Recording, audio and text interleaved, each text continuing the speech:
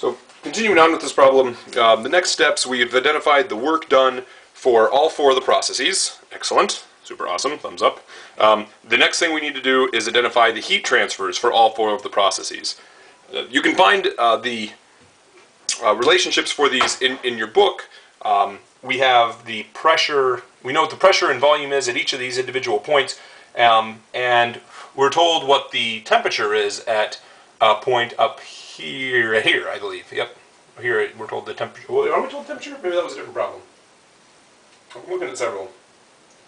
No, it doesn't actually tell us what the temperature is. That's okay. We don't need to know what the temperature is. That would be extra information.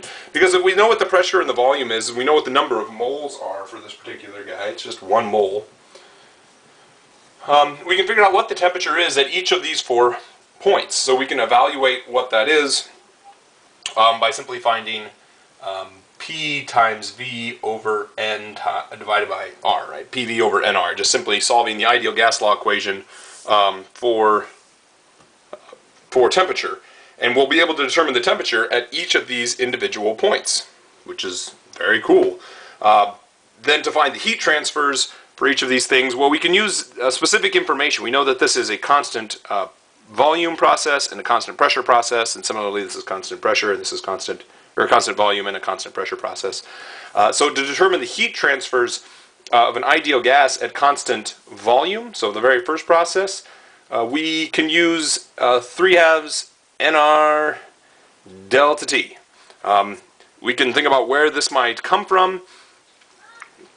This is Q from A to B. We can derive this expression quite simply from the ideal gas law equation.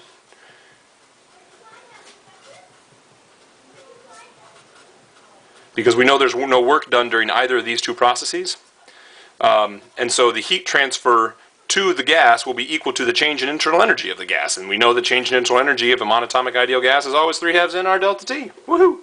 So we just need to figure out what the changes in temperature are for each of these